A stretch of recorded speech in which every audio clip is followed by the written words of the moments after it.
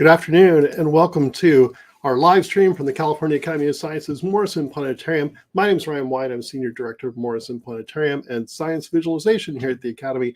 And I'll be your host for the next 25 minutes, half hour or so, as we tour the universe from Earth out to the cosmic microwave background. And although this is a program that for the last several months we've been doing as a simulcast from Morrison Planetarium every Wednesday at this time, we're actually switching it up a little bit. So for the next several months, the last Wednesday of every month, we'll be live streaming to Morrison Planetarium's Facebook page, as well as the California Academy of Sciences Facebook page, California Academy of Sciences YouTube, and OpenSpace, which is the real-time free software that we use to do this program, the OpenSpace YouTube channel as well. So last Wednesday of every month, look out for this program. And we'll have a different set of presenters all the time. And since it's not simulcast from the Academy, we have a little bit of freedom to answer questions. If you have a question that pops up, please feel free to put it in chat. And our producer for today, Ken Ackerman, will be able to pass that question along to me or pop it up on the screen, and we can see if we have time to address those. But I'm going to go ahead and disappear because the important image is over here on my right-hand side, and that is the image of the International Space Station, because that's where we're going to start our program. The International Space Station is a great place to start because it's basically human scaled. If you can imagine, from one side to the other, the ISS, as we like to call it, is about a football field in length, about 100 and some odd meters long. I'll prefer to use civilized metric units and try to mention the imperial units when it comes to mind, but 100 meters, 100 yards, about the length of a football field, or if you're European football, same thing. It's about the same size as a soccer field. So the ISS is as far as humans go out into space these days. It's a few hundred kilometers, a few hundred miles above Earth's surface. In this case, we're kind of looking down toward the Pacific Ocean and actually revealing some bathymetry as well, and some islands kind of coming into view in the upper left-hand corner.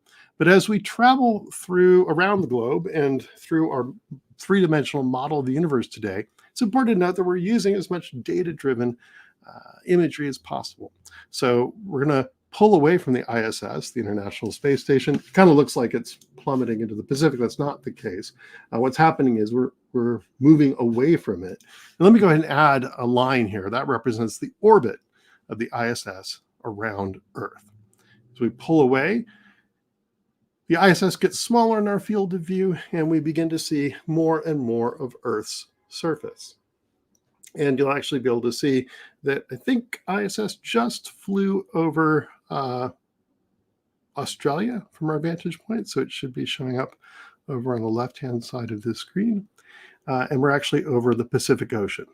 We're now fading up a almost real-time view of Earth. This is what Earth looked like about a day ago. And you'll notice that there are kind of these bright seams that connect different parts of the globe. And there are even, here is a nice example of it, this kind of stitched together set of images. And what we've done is we've actually used satellite images of Earth to show you what it looks like pretty much right now, because we are still missing some of the data over the Pacific for today. We actually show you what it looked like about a day ago. So what's great about this is that we're getting a sense of how we use data in this visualization package, again, called OpenSpace. And it's sometimes kind of shows the limits of where we've looked in the universe or what we're able to measure in the universe, because our measurements aren't perfect. They're incomplete. And sometimes that's makes for some very obvious kind of changes to the way we depict the universe around us. So we're pulling away from Earth now, and I just want to bring up a couple markers to help us make sense of how we're traveling out into space. So far, we're traveling quickly, but we haven't broken any cosmic speed limits yet. Eventually, though, we're going to break the cosmic speed limit of the speed of light, which is about 300,000 kilometers per second, about 186,000 miles per second. And the best way I can think of to kind of give a sense of the scale is to actually use that cosmic speed limit as a measuring stick. It's something astronomers do all the time. You've probably heard of light years. Well, there are also light seconds. So the distance that light travels in a second, light minutes, the distance light travels in a minute, and a light year, the distance light travels in a year. Now, those aren't measurements of time. Instead, they're measurements of distance, because it's how far light, again, the fastest thing in the universe, travels in the time that we mentioned. So here you can see the orbit of Earth kind of extending down into the bottom of the frame, and sort of encircling Earth is the orbit of our moon. Now, the distance from Earth to the moon is about 400,000 kilometers, or 240,000 miles. And that's about a second and a half or so in terms of light travel time. So if you think about that, when you look at the nice, brilliant full moon in the night sky, you're seeing it as it was about a second and a half ago. And as we slowly kind of rotate around Earth at about the same distance to the moon, we're kind of passing in front of the constellation of Orion. If you're familiar with the night sky, Orion is an old friend, but even if you don't get a chance to go out and look at the sky much, Orion might be a constellation you can pick out. Now, coming into view, we have the sun, and that is kind of shown as an orange dot with a very bright halo in the way we're depicting things. And you can also see the traces of orbits of other planets around the sun. So we have Earth's orbit and the moon orbiting Earth, but then we have the 8 planets that orbit the sun. And again, for a measuring stick, remember that distance from Earth to the moon, about a second and a half. You can think of that as like sort of a brief pause in conversation. The distance from Earth to the sun is much, much greater, even though on screen it looks like less. I'll actually kind of bring us around to get a perspective that shows how far away the sun is. So the sun is about 150 million kilometers away, or about 93 million miles. And in terms of light travel time, that's more like 8.5 minutes compared to the second and a half it takes light to travel from Earth to the moon, or vice versa. So the light we receive from the sun, it's a beautiful sunny day here in San Francisco, that light took about 8.5 minutes to travel from the sun to Earth.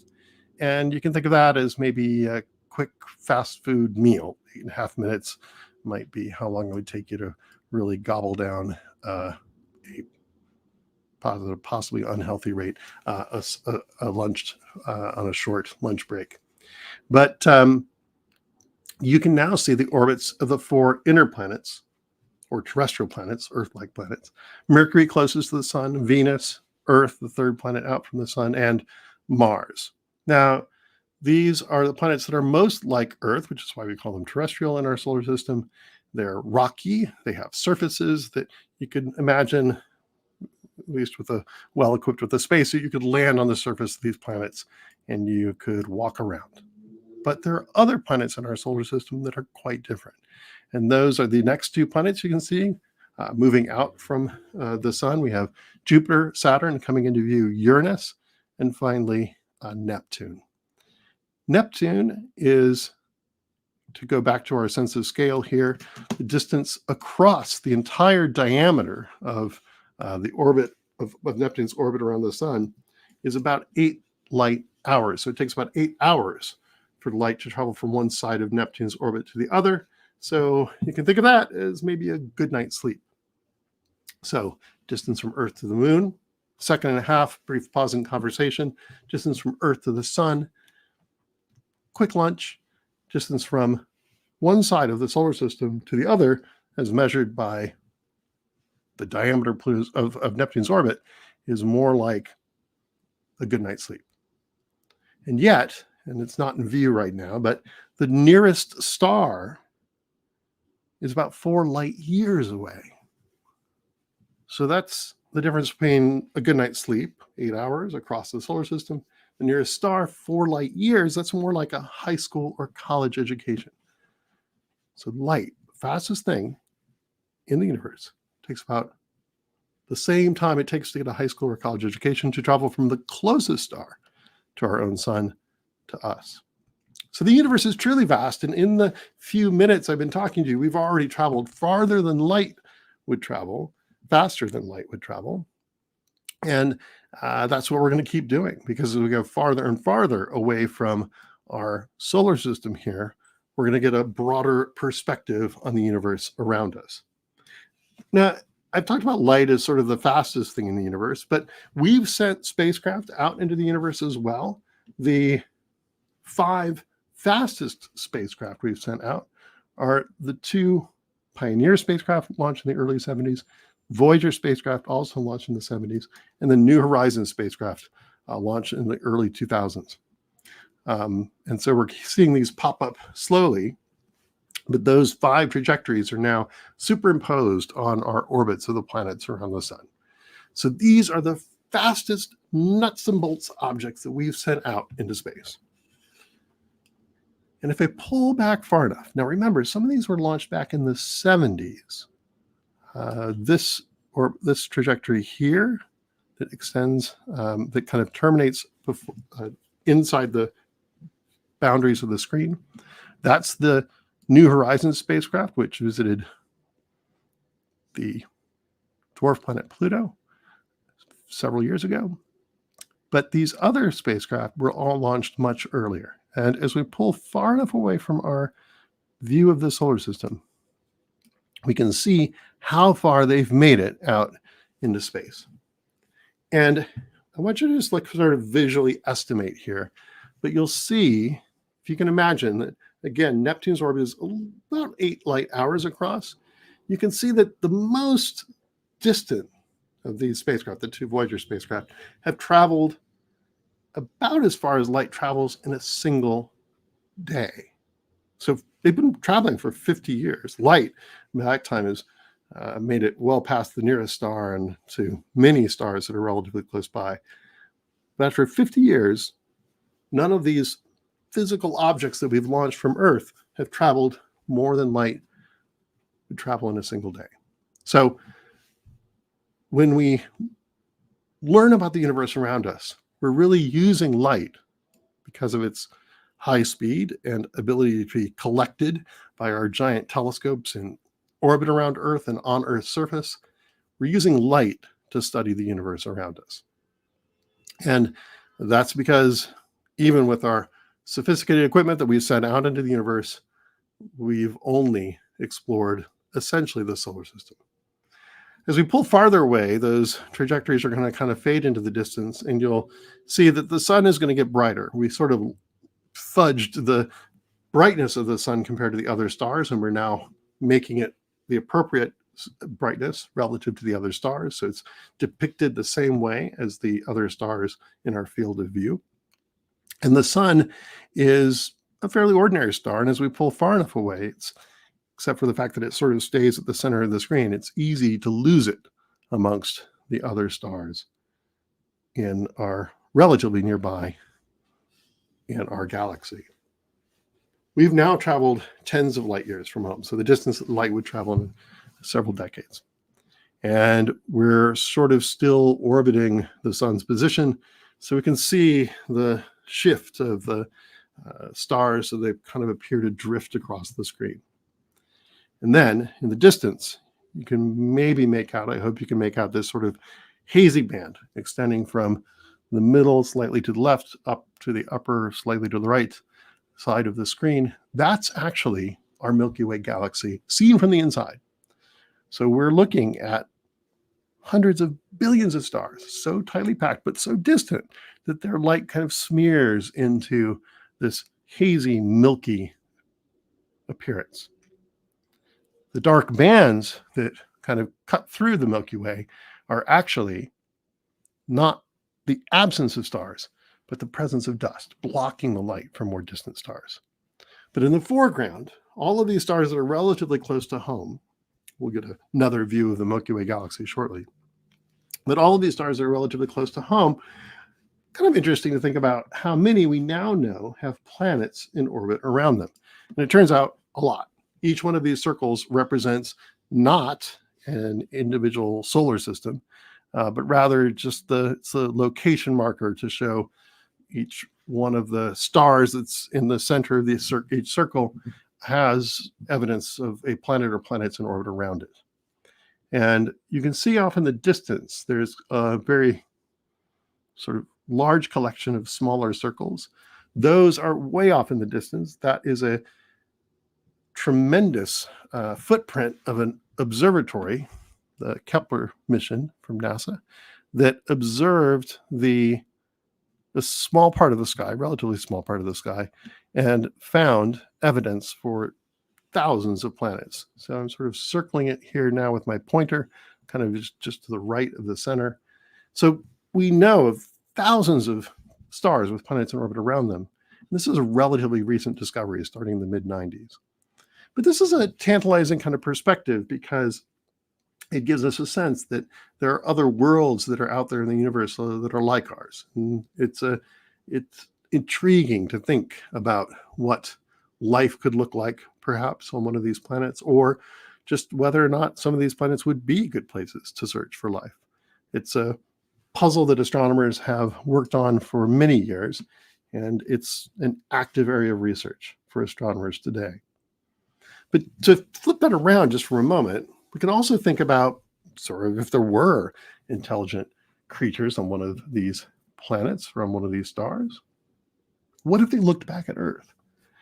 Could they observe life here on our planet?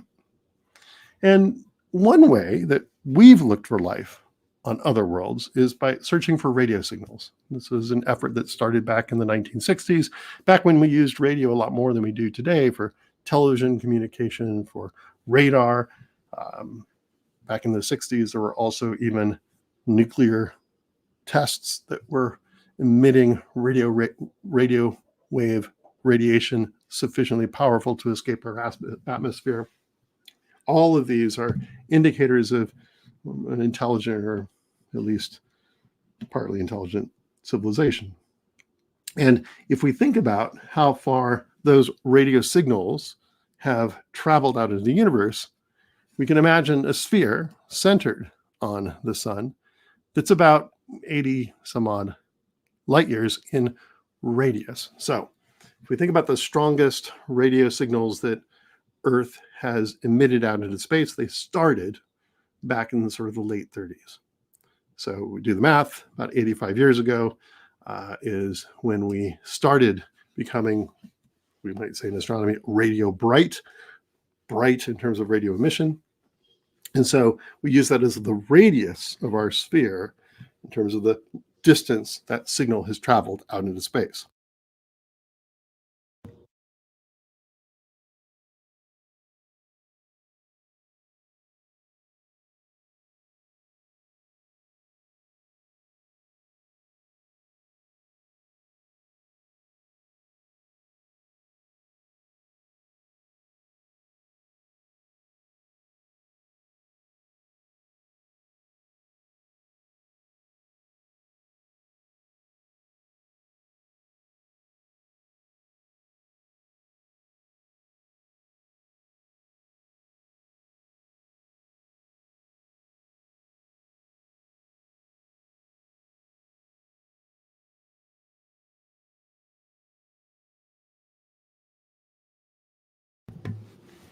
Sorry about that. I seem to have an audio issue. So this perspective on our what we call our radiosphere, this representation of how far our radio signals have traveled out into space, gives us a sense of how many of these worlds could potentially have heard from us. So I'm not exactly sure where I cut off, but basically, if you're an intelligent radio astronomer residing on one of these planets inside the sphere, and you pointed your radio telescope back at Earth, you would potentially be able to detect signs of intelligent life. But if you resided on one of these planets outside the sphere, then you're simply too far away for our radio signals to have reached you. So this is an interesting kind of representation. If those spacecraft that I showed you earlier, those 5 fastest nuts and bolts objects that we've sent out into space, if that indicates sort of our sort of physical footprint in the universe, this is kind of like our electromagnetic footprint in the universe. So I'm going to go ahead and fade down the extrasolar planets, exoplanets, planets around other stars, and I'm going to kind of keep up our radiosphere as we now travel through the thousands of stars, tens of thousands of stars, hundreds of thousands of stars in our database. These are actual locations of these stars with appropriate brightnesses assigned to them. And as we pull farther and farther away from our radiosphere, it'll shrink to a circle and finally to a point. And now we'll get a different perspective on our Milky Way galaxy. We saw it from the inside and it looked like a hazy band that crossed through our sky. But instead, we now know that our Milky Way is a spiral galaxy. And the center of our galaxy is about 35,000 light years from where we are. The diameter of the galaxy is perhaps 100,000 light years. So this sort of city of stars in which we live that has hundreds of billions of stars, and also that gas and dust that blocks the distant starlight to form the lanes that crisscross through our Milky Way from as seen from Earth. This Milky Way galaxy is an enormous collection of stars that represents sort of our gravitationally bound city in the universe around us. And off to the right, you can actually see this small and large Magellanic Clouds. If you ever have a chance to travel to the southern hemisphere, you'll be able to get a good view of those in the sky, much like pretty much anywhere on Earth with the dark sky, you can see the Milky Way. These two satellite galaxies of the Milky Way are actually interacting with us and sort of in orbit around us, and potentially disrupting our spiral arms over time. But what I wanted to mention here are these kind of red dots in the distance. Those are actually not stars anymore. We've traveled so far away from our home planet Earth, now hundreds of thousands of light years from home, so the distance that light travels in 100,000 years. Now we're actually looking at locations of other galaxies. So every one of those points represents an individual galaxy. Perhaps most of them are smaller, but perhaps as big as the Milky Way. Some are even larger. And if you think about that, that's kind of incredible. The distance across the Milky Way, again, I mentioned, is about 100,000 light years. If you think about where humans were 100,000 years ago, we hadn't even left Africa yet. And then that radiosphere, remember, way down here, you can still see it, again, sort of in the center of the screen.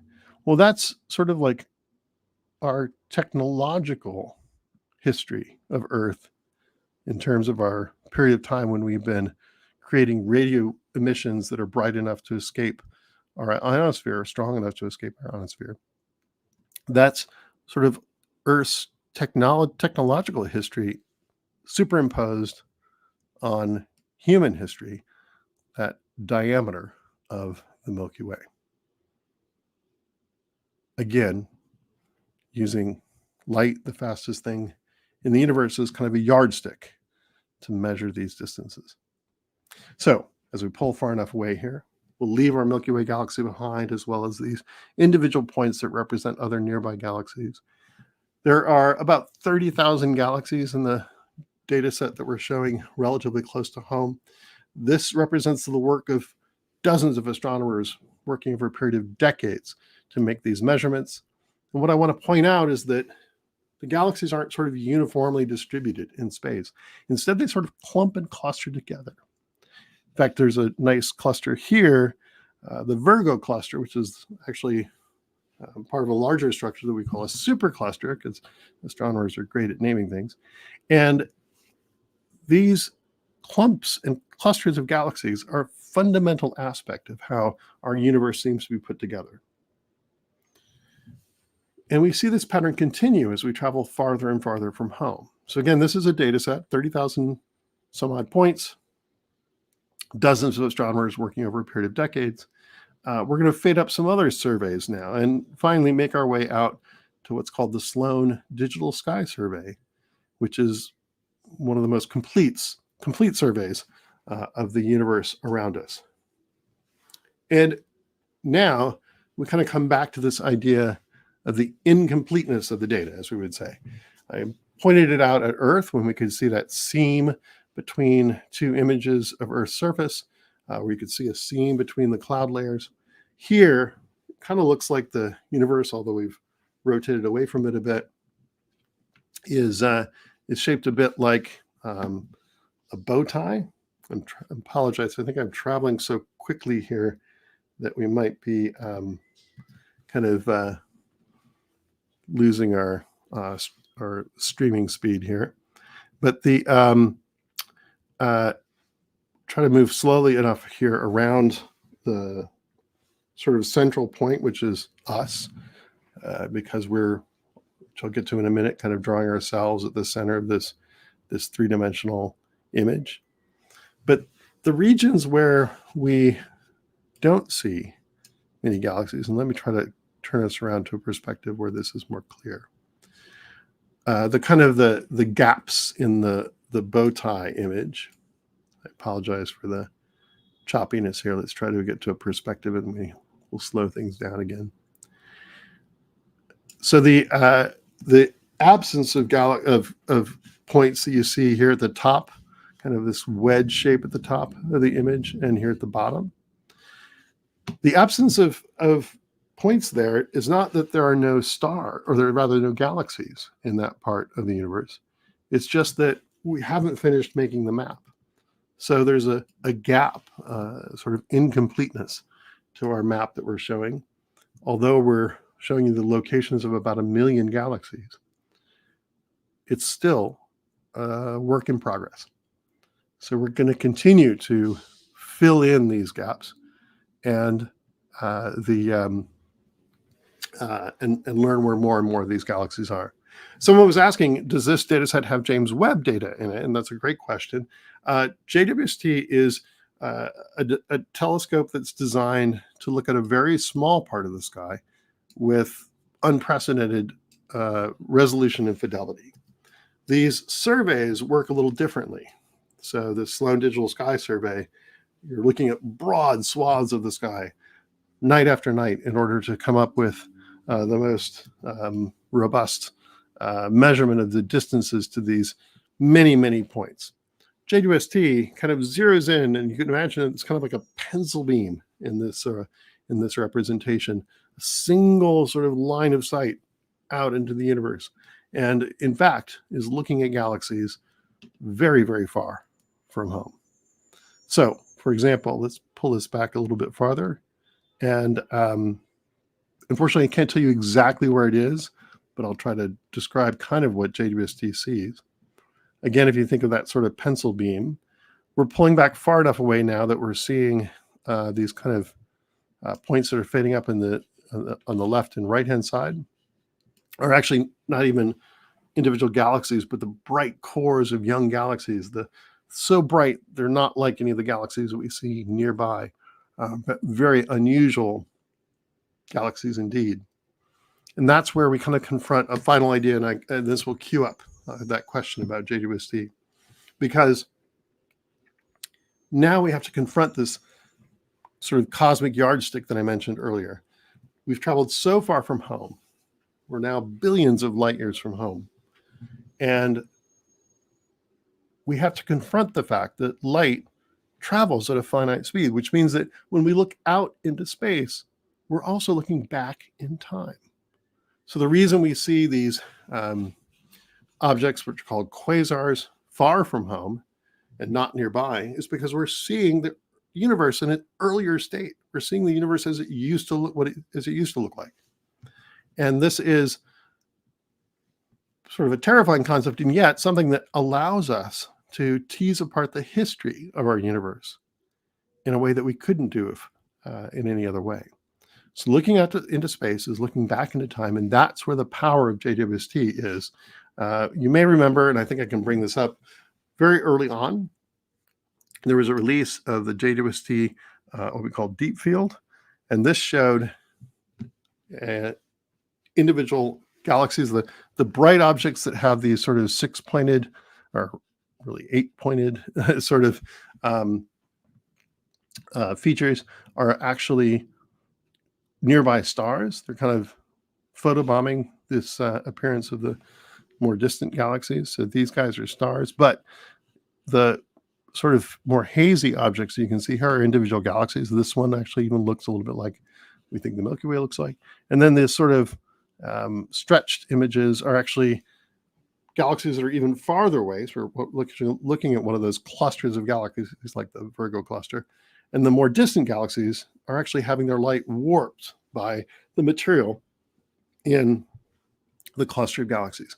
So this is a way to study extremely distant objects. But again, this is a little tiny pencil beam. There are many more galaxies here than would appear in that same section of the sky for our Sloan Digital Sky Survey data set, but we can study them in much greater detail. And that's the true power of JWST. It's looking farther into the universe, but in a very kind of narrow and sort of focused way.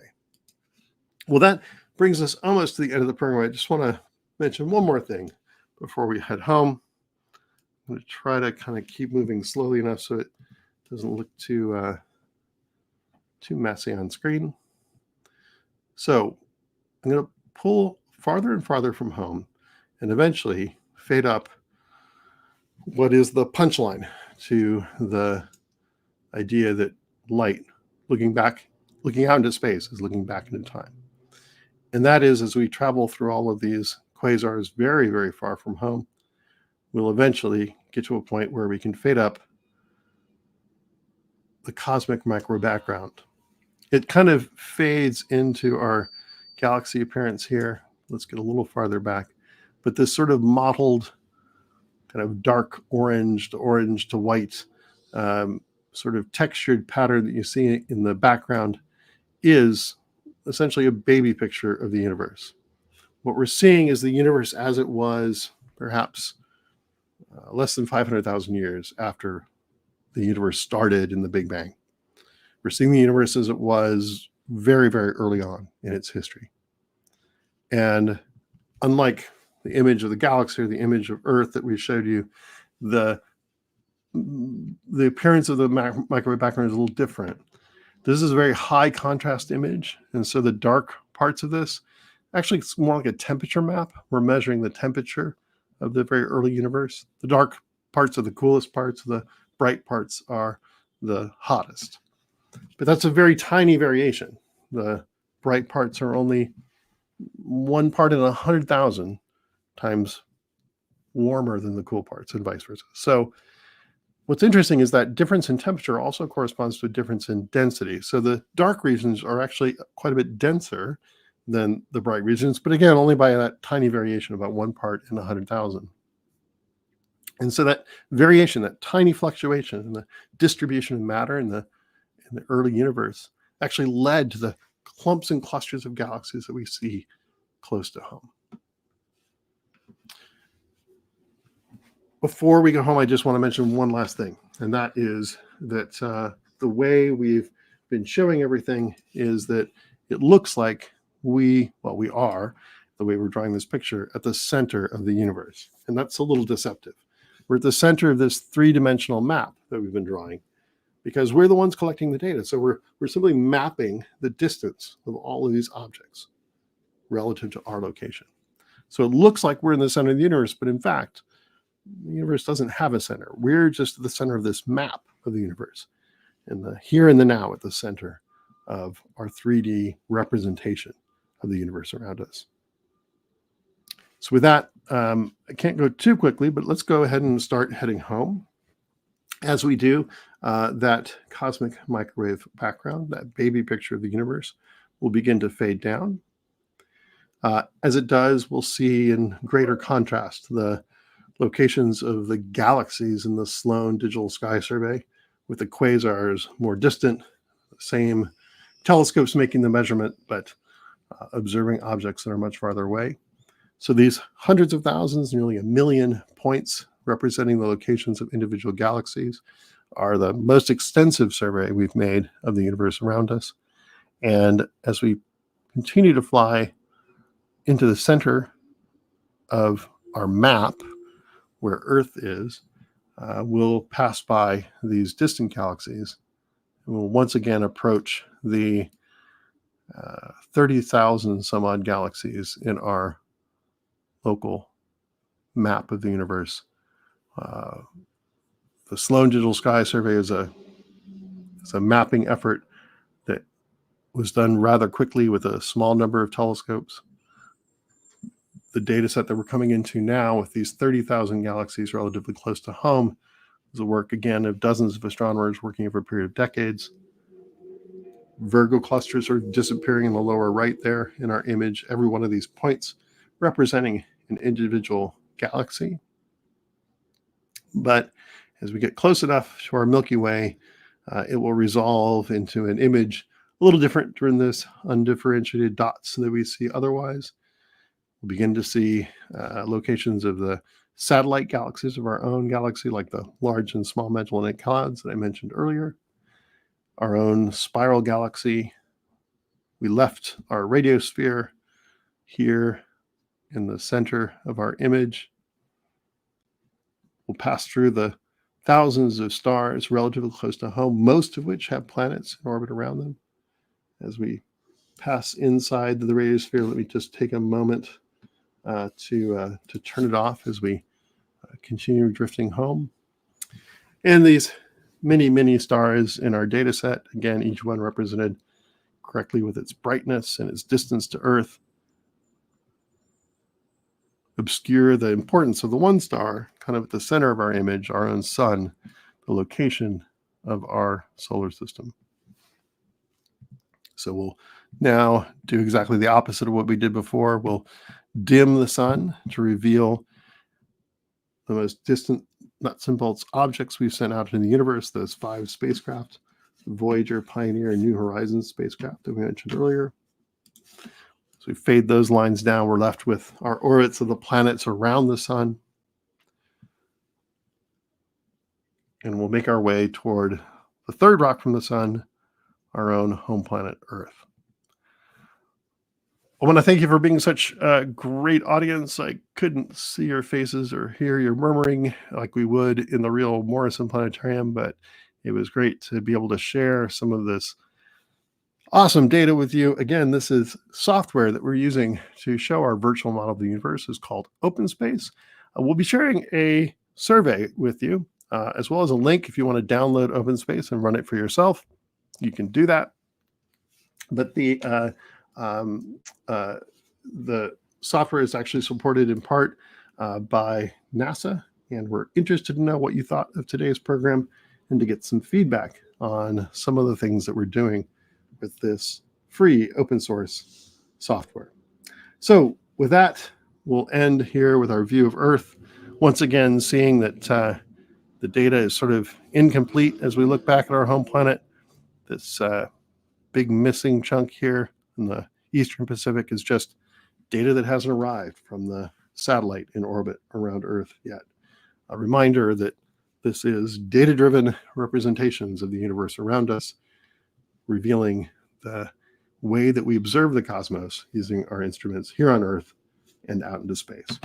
So again, thanks very much for joining us today, and we hope you have a great afternoon. Thank you for taking part in our tour of the universe.